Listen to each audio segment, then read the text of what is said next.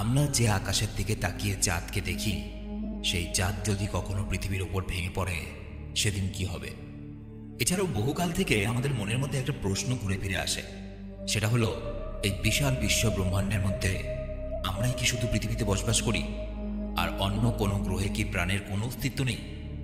নাকি পৃথিবীর বাইরে থেকে অন্য জীবেরা, যাদেরকে আমরা এলিয়েন বলি, তারা সবকিছু আড়াল থেকে লক্ষ্য করছে? একদিন এমন সময় এলো যে চাঁদ পৃথিবীর দিকে প্রচন্ড দ্রুতগতিতে এগিয়ে আসতে শুরু করলো, এবং চাঁদ পৃথিবীর যত কাছে আসছিল পৃথিবীতে অদ্ভুত সব ঘটনা ঘটতে শুরু করলো। সমুদ্রের সুনামি থেকে শুরু করে আরো অনেক কিছু। আর তারপর যা যা হলো তা মাথা ঘুরিয়ে দেবে একটা সেরা সাইফাই মুভি। হ্যালো, তোমরা দেখছো এক্সপ্লেইন টিভি বাংলা। আজকের মুভি মনফল। সে যায় 18 মাস, তবে সেই দুর্ঘটনার রেশ কিন্তু এখনো বর্তমান। কারণ বর্তমানে পৃথিবীতে মহাকাশে ঘটে যাওয়া সেই ঘটনার বিচার চলছে। আসলে সেদিন কি হয়েছিল? নাসা এবং বিচারালয় কেউই হারপারের কথা মেনে নিতে পারে না যে সেদিন কোনো রহস্যময় বস্তু আক্রমণ করেছিল, এবং এই জন্য হারপারকে তারা বহিষ্কার করে। এই ঘটনার ফলে হারপারের পরিবারকে অনেক সমস্যার সম্মুখীন হতে হয়। হারপারদের বাড়িটাও হাতছাড়া হয়ে যায়। পেরিয়ে যায় 10-10টা বছর। ক্যাসি নামে এক সাফাই কর্মীকে দেখানো হয়, যে কিনা ক্যালিফোর্নিয়া ইউনিভার্সিটিতে এক প্রফেসরের ঘরে ঢুকে চাঁদের কক্ষপথকে ট্র্যাক করার চেষ্টা করছে, এবং একই সাথে জানা যায় তার কাছে নাকি এমন একটা তথ্য বা খবর রয়েছে যা কিনা সমগ্র পৃথিবীকে চমকে দিতে পারে। এবং সেই খবরটা জানানোর জন্য সে নাসার সঙ্গে যোগাযোগ করার চেষ্টা করে, কিন্তু যোগাযোগ করতে পারে না। এদিকে দেখা যায় জোকে। জো বর্তমানে একজন সিঙ্গেল মাদার এবং স্পেস সেন্টারের ডেপুটি ডাইরেক্টর। তাই সেন্টার থেকে তাকে জানানো হয় চাঁদের কক্ষপথে কিছু সমস্যা দেখা যাচ্ছে, এবং চাঁদের গায়ে মেলক্রাইজাম নামে এক জায়গার গর্ত থেকে কোনো একটা অজানা গ্যাস বেরোচ্ছে। এদিকে কেসিকে দেখা যায় এক জায়গায় হারপারের সঙ্গে তার দেখা হয়, এবং হারপারকে সে অনুরোধ করতে থাকে তাকে কোনো মতে নাসার সঙ্গে যোগাযোগ করানোর জন্য, কারণ তার কাছে এমন একটা খবর আছে যেটা সবাইকে চমকে দিতে পারে। হারপারের জীবনও কিন্তু সেই মহাকাশের দুর্ঘটনার পর থেকে অনেকটাই পাল্টে গেছে। বর্তমানে সে তার স্ত্রীর সাথে থাকে না, তার ছেলের সাথে থাকে। এবং কেসির জীবনেও দেখানো হয় কেসির মাকে, যে কিনা মানসিক রোগে আক্রান্ত। কিছুক্ষণ পরপরই সে নিজের স্মৃতিশক্তি হারিয়ে ফেলে। তিনি মনে করেন তার ছেলে নাসায় কাজ করে, তাই কেসি চায় কোনো একটা চমৎকার করে একদিন তার মায়ের যে মিথ্যে ধারণা সেটাকে গর্বের সাথে সত্যি করার। সেই নাসায় চাকরি করতে চায়। এদিকে নাসার গবেষকরা জানতে পারে যে বর্তমানে চাঁদ নিজের কক্ষপথ থেকে বিচ্ছিন্ন হতে চলেছে, এবং সে একটা যান্ত্রিক কক্ষপথের ওপর ঘোরাফেরা করছে। দিকে এগিয়ে আসবে, পৃথিবীর জন্য কিন্তু ততটাই ভয়ানক হয়ে উঠবে। এসব ভয়ানক দিন যাতে দেখতে না হয়, সেজন্য এইসব ঠিক করার জন্য বিজ্ঞানীদের কাছে মাত্র 3 সপ্তাহেরও কম সময় অবশিষ্ট আছে। কিন্তু নাসার বিজ্ঞানীরা বর্তমানে এই খবর পৃথিবীবাসীকে জানাতে চায় না, কারণ তারা জানে সোশ্যাল মিডিয়ার যুগে এই খবর তাড়াতাড়ি ছড়িয়ে পড়বে এবং মানুষের মধ্যে হুলস্থুল শুরু হয়ে যাবে। ওদিকে নাসার বিজ্ঞানীদের মুখে শোনা যায় ভয়ঙ্কর ঘটনা, কারণ চাঁদ নাকি পৃথিবীর কক্ষপথ থেকে বিচ্ছিন্ন হয়ে পৃথিবীর দিকে প্রবল গতিতে এগিয়ে আসছে। এত বড় একটা খবর কিন্তু বেশিক্ষণ চেপে রাখা যায় না, হইচই শুরু হয়ে যায়। নাসা অবশেষে তাড়াতাড়ি একটা মহাকাশ যান বা স্পেস শিপকে চাঁদে পাঠায়। এদিকে সমুদ্রে দেখা যায় জলোচ্ছ্বাস ক্রমশ বৃদ্ধি হচ্ছে। নানান রকম সমস্যা ধীরে ধীরে বাড়তে শুরু করে। সাধারণ মানুষের ওপর নিয়ন্ত্রণ করা প্রায় অসম্ভব হয়ে পড়ে। তারা নিজেদের খাদ্য এবং সুরক্ষিত বাসস্থানের জন্য মরিয়া হয়ে পড়েছে। এদিকে টিভিতে সংবাদ মাধ্যমে একটা নতুন তথ্য দেখানো হয় চাঁদ সম্বন্ধে। বলা হয় চাঁদ নাকি একটা কৃত্রিম তারার দ্বারা শক্তি পায়। এইসব শোনার পর হারপার কেসির দেখানো কিছু কাগজপত্র খুঁজতে যায়, কারণ কেসি এক সময়ে এই বিষয়ে একই কথা বলেছিল, যেটা কিনা এখন সত্যি হতে চলেছে। হারপার কেসির কাছে জানতে চায় চাঁদ, এবং এই জন্য চাঁদ নিজের কক্ষপথ থেকে ধীরে ধীরে সরে যাচ্ছে। অন্যদিকে দেখা যায় নাসার পাঠানো স্যাটেলাইট 62 নামে একটা চন্দ্রযান চাঁদে পৌঁছে গেছে, এবং চাঁদের ওই জায়গায় যেখান থেকে গর্ত থেকে গ্যাস বেরোচ্ছিল সেখানে একটা যন্ত্র প্রবেশ করানো হয়। কিন্তু সেটা প্রায় 25 কিলোমিটার পর্যন্ত যাওয়ার পর উল্টো ফেরত আসতে শুরু করে, এবং এর সাথে সাথেই চাঁদ আবার কক্ষপথ থেকে সরে যেতে শুরু করে। আর দেখা যায় সেই গর্ত থেকে এক বিশাল রহস্যময় ঝাঁক বেরিয়ে আসছে। মনে পড়ল সেই প্রথম সিনটার কথা। এই রহস্যময় ঝাঁক অনেকদিন আগে থেকে বেরিয়ে আসছিল।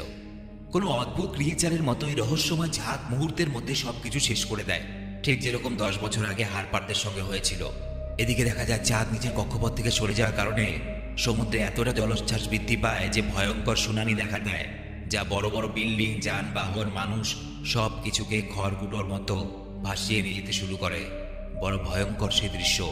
এই বিপজ্জনক পরিস্থিতিতে নাসার ডাইরেক্টর নিজেকে বাঁচানোর জন্য জোয়ের হাতে সমস্ত দায়িত্ব দিয়ে দেয়, এবং জোকে হোল্ডেন ফিল্ড নামে একজনের সঙ্গে দেখা করতে বলে চলে যায়। জো তার কথা মতো হোল্ডেনের ঠিকানায় পৌঁছে যায়, এবং সেখানে সে একটা ভিডিও ফুটেজ পায় যেটাতে স্পষ্ট দেখা যাচ্ছে যে 10 বছর আগে সেই রহস্যময় ঝাঁকের হামলার দৃশ্য, যার কথা হারপার বারবার বলেছিল। হোল্ডেনের কাছে জো জানতে চায় যে 10 বছর আগের থেকে যে জিনিসটা শুরু হয়েছিল সেই জিনিসটা জানা সত্ত্বেও কেন এত বড় বিপদটাকে তোমরা 10 বছর ধরে অবহেলা করে গেছো। আজকে তার ফল পেতে চলেছি। চাঁদ খুব দ্রুত গতিতে পৃথিবীর দিকে এগিয়ে আসছে, এর দায়িত্ব কে নেবে? তুমি। উত্তরে হোল্ডেন বলে, 1969 সালের 20 জুলাইয়ের একটা ঘটনা শোনো, যেদিন অ্যাপোলো 11 প্রথম চাঁদের মাটিতে পা রাখে।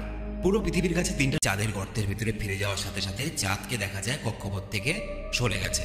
অর্থাৎ চাঁদ যে নিজের কক্ষপথ থেকে সরে যাচ্ছে, এটার জন্য ওই ঝাঁকগুলো দায়ী। এবং এর সাথে মোকাবেলা করার জন্য হারপারকে দরকার, কারণ সে 10 বছর আগে মহাকাশযানকে বৈদ্যুতিক সংযোগ বিচ্ছিন্ন অবস্থায় ল্যান্ড করিয়েছিল। এবং একটা কথা পরিষ্কার যে এই অদ্ভুত রহস্যময় ঝাঁক তখনই কোনো বস্তুর দিকে এগিয়ে যায় যখন সেই বস্তুর মধ্যে বৈদ্যুতিক সংযোগ থাকে বা ইলেকট্রিক বা কারেন্টের সংযোগ থাকে। যে কোনো ইলেকট্রনিক ডিভাইস থাকলেই সেই রহস্যময় ঝাঁক তাকে আক্রমণ করে। দেখা যায় এরপর তারা পৌঁছে যায় স্পেস শাটেল নামে এক মহাকাশযানের কাছে, যার সাহায্যে তারা আবারও চাঁদে পৌঁছাবে। এবং সাথে তারা নিয়ে নেয় মিলিটারি বাহিনীর দেওয়া অত্যাধুনিক বিস্ফোরক, যে বিস্ফোরক দ্রব্য দিয়ে সেই ঝাঁককে ধ্বংস করার জন্য ব্যবহার করা হবে। এদিকে দেখা যায় সময় পেরোনোর সাথে সাথে বিপদ কিন্তু আরও বাড়তে থাকে। সুনামির পর এবার পৃথিবীতে প্রবল ভূমিকম্প দেখা দেয়, আর তার সাথে মহাকাশযানের কুল্যান্টও শেষ হয়ে যায়।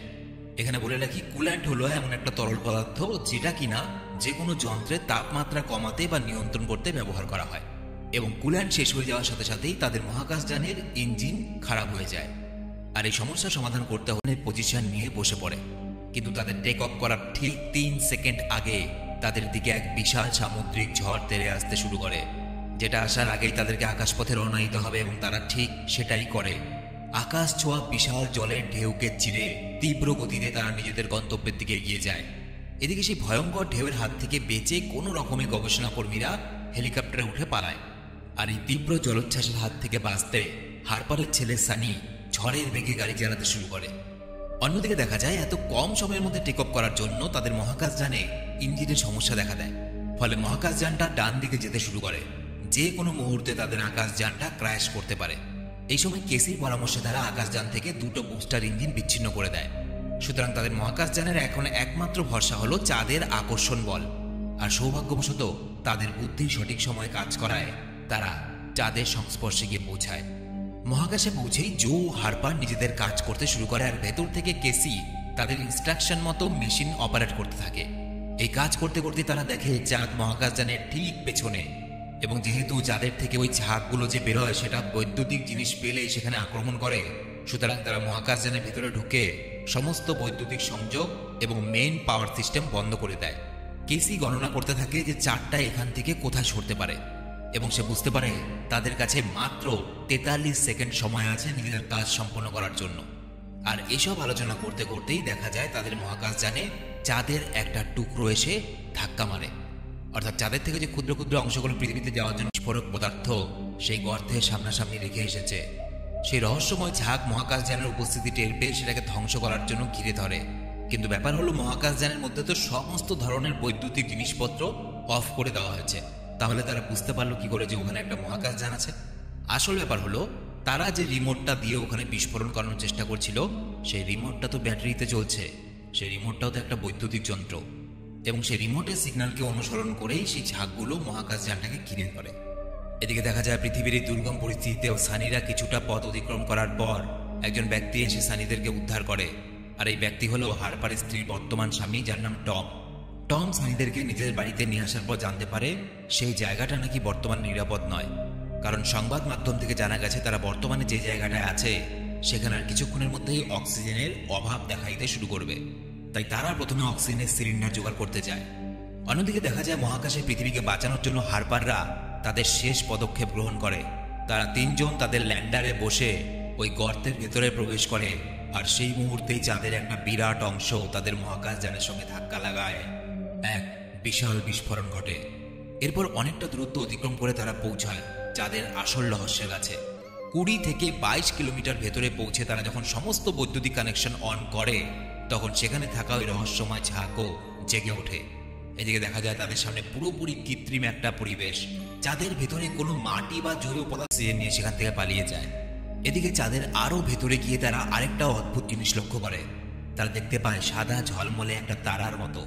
দেখে মনে হচ্ছিল ঠিক মানুষের ভেতরে যেমন হৃদয় থাকে সেরকমই চাঁদের মধ্যে এমন একটা জায়গা যেটা চাঁদের সম্পূর্ণ সিস্টেমকে কন্ট্রোল করছে। কিন্তু অবাক ব্যাপার, আরো গভীরে যাওয়ার পর লক্ষ্য করে তারা সেখানে লুকিয়ে রহস্যময় ঝাঁকের বিরাট একটা অংশ, যারা কিনা একটা ভাইরাসের মতো চাঁদকে গ্রাস করে রেখেছে। শত্রুকে সামনে আসতে দেখে তারা তাদের প্ল্যান অনুযায়ী সঠিক সময় বিস্ফোরণ করতে চায়, কিন্তু এই সময় হঠাৎ করে ল্যান্ডারটা এক ঝটকায় সরে আসে। হারপার বলে, আমি নিজে কিন্তু এই ল্যান্ডারটাকে কন্ট্রোল করতে পারছি না, এটা একা একাই চলছে। ল্যান্ডার অর্থাৎ মহাকাশযান থেকে অ্যাস্ট্রোনট বা মহাকাশচারীরা যে যন্ত্রের মাধ্যমে কোনো জায়গায়, কোনো গ্রহে বা চাঁদে বা কোনো জায়গায় নামে সেটাকে ল্যান্ডার বলে, অর্থাৎ এই যন্ত্রটা বা এই যানটা। দেখা যায় একটা শক্তিশালী নীল আলো তাদের ল্যান্ডারকে ওই রহস্যময় ঝাঁকের হাত থেকে বাঁচিয়ে এক টানে দরজার ভেতরে ঢুকিয়ে নেয় এবং রহস্যময় ঝাঁকের মুখের ওপর দরজা বন্ধ করে দেয়। তাদের ল্যান্ডারটা প্রবল গতিতে ভেতরে ছিটকে পড়ায় ভেঙে চলে যায় এবং ভেতরে থাকা তিনজনই জ্ঞান হারায়। কিন্তু এমন সময় একটা সবুজ আলো তাদের উপরে এসে পড়ে। আলোটা তাদের মাইন্ড রিড করছে দেখে মনে হয়।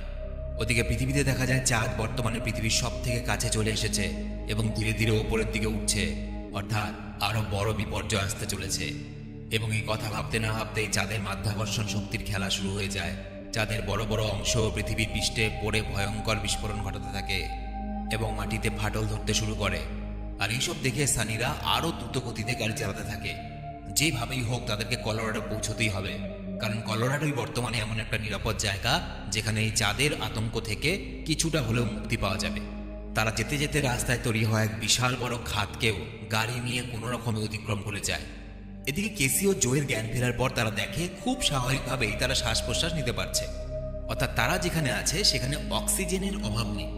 এরপর তারা দেখে বর্তমানে তারা যেই জায়গায় আছে সেটা হলো একটা স্পেসশিপ বা মহাকাশযান। কিন্তু এটা কাদের মহাকাশযান?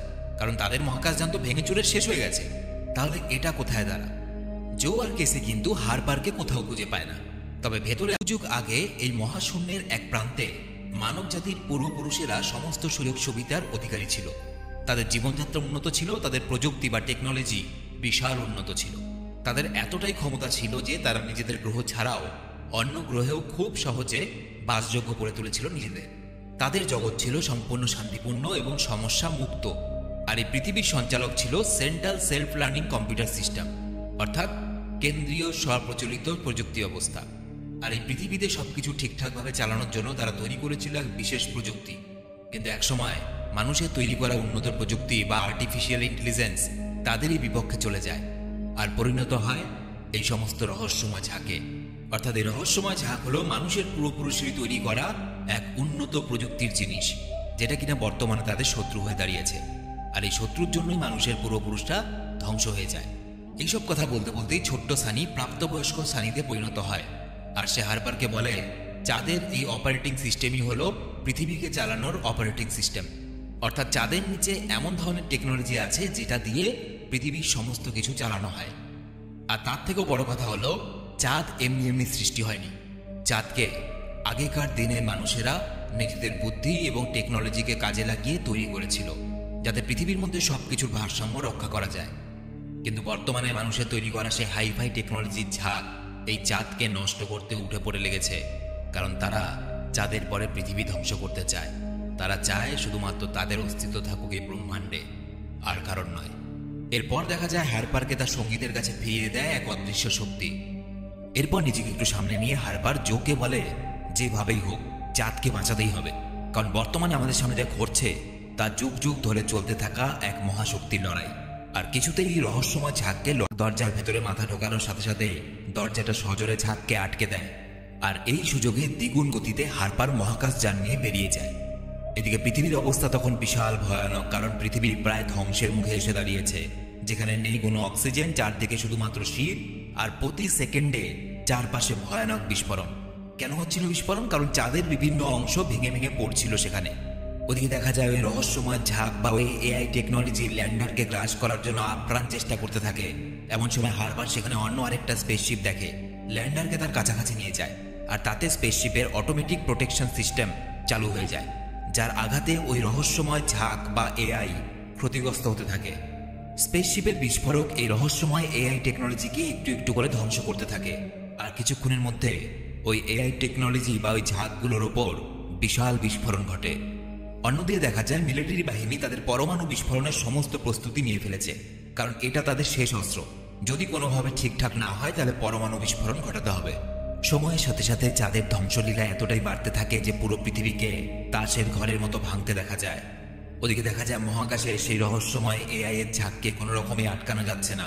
এই সময় হঠাৎ করে কেসি বিস্ফোরক রাখা রোভারের মধ্যে পৌঁছে যায় এবং ল্যান্ডার ও রোভার এই দুটোর মধ্যখানের দরজাটা আটকে দেয়। আর সে জানায়, এতদিন আমার কথায় কেউ পাত্তা দেয়নি, আমাকে কেউ গুরুত্ব দেয়নি, শুধুমাত্র হারবার ছাড়া। তাই আমি আত্মত্যাগ করে দেখিয়ে দিতে চাই যে আমিও কোনো কাজে আসতে পারি, যাতে আমার মা সারা জীবন গর্ব করে বলতে পারে আমার বলিদানের কথা। এসব কথা বলতে বলতে সে ল্যান্ডার থেকে পুরোপুরি বিচ্ছিন্ন হয়ে যায়। আর সেই ক্ষতিকারক রহস্যময় টেকনোলজি অর্থাৎ ওই ঝাঁক রোভারের বিদ্যুতের সংযোগ দেখে সেটাকে আক্রমণ করে। কেসি এই সময় বিস্ফোরণ ঘটায়। ভয়ঙ্কর বিস্ফোরণে ওই এআই এর ঝাঁক ধ্বংস হয়ে যায়। আর এই বিস্ফোরণ এতটাই তীব্র ছিল যে সেখানে